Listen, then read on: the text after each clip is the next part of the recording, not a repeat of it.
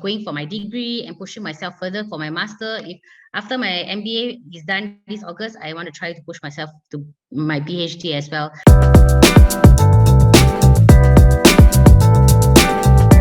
Maybe you could tell us a little bit about, what happened. So you lost the use of your lower body during your teenage years when you were 17. So how did you manage that? And so there are two questions here. And did you go through any form of bullying or some issues at school? Like, how was this whole thing for you? All right. Okay. To answer your first question, lost my lower body movement during my teenage year, right? So yes, unfortunately, I did. I met with an accident back in 2008 in Singapore.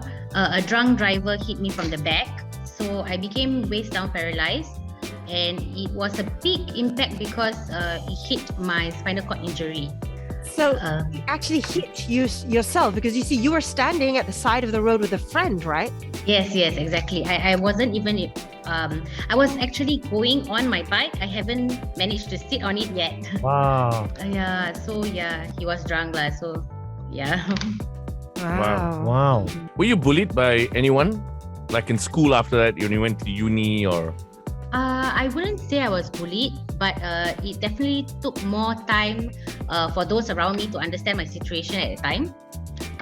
This is normal because people often fear, they fear what they do not understand, and I was still trying to understand myself back then, how to manage myself and how to overcome the challenges I had to go through. We just wanted to know, what was the big turning point or the catalyst that wanted you to do all the things that you've accomplished till today? What influenced you to wake up one day and say, you know what, I don't want to be called just a wheelchair user. I want to be a singer. I want to be an author. Who influenced you, or what influenced you? Okay, let me start by saying this. I actually was in rehab, right, in Singapore, and the nurses and doctors were telling me about this awesome lady called Muniba Mazari. She's a wheelchair user like me also, and she's a motivational speaker. I found her on YouTube after my friends were talking about it. So I was very inspired by her, the way she talked, the way she don't really care about what other opinions about her. So I told myself that one day I want to be like her, because my friends also told me that they encouraged me to find what I am capable of in the future. I do not know what So I started to continue going for my degree and pushing myself further for my master. If after my MBA is done this August, I want to try to push myself to my PhD as well.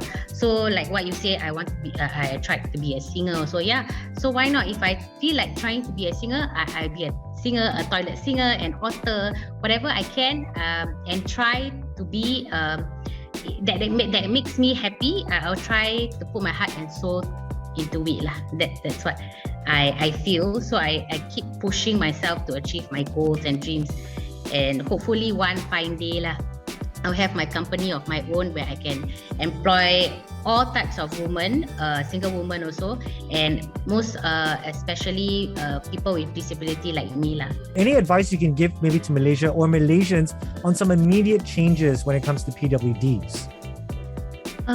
Immediate changes that I want to see in PWDs, I feel like stereotyping. People should not actually stereotype once you're on the wheelchair. Oh, you cannot walk, or some people have medical issue, they can walk but they are weak, right, at the moment. So stereotyping is one for one. One more time is labels. They always say disable. These labels, disables are often used, right? But words shape the way we understand things and we understand to believe. So that people with disability are entirely disabled, but actually we are not really disabled. We actually have to recognize PWD is also a human being like every one of us. We agree that we face challenges, once in a while. But we overcome our challenges. There's a little things difference that we can achieve lah too. I hope that more inclusivity and empowerment for PWDs and women lah, for women. That's what I feel. Maybe you could share with us some of the difficulties that you face every single day, just to paint the picture of how infrastructure could be better, maybe. Okay, for me, facing difficulty every day, my personal struggles is like going to the toilet. It's super simple for everyone or some, but for me, it may take like 20 minutes or half an hour just to pee. I have to transfer myself to the wheelchair, commode the toilet, the seat, right? And then I have to do self-catheterization, which would take like 10 minutes or 5 minutes, it depends. And then wash up, transfer back, get dressed, and then rush back to your laptop or whatsoever, your classes again. Then it's the most simple thing that yet I actually took granted of when I was young. But now, like, I always tell God, I did ask God lah, if I don't ask him like, oh, make me walk again. I say, make me do this thing faster, That's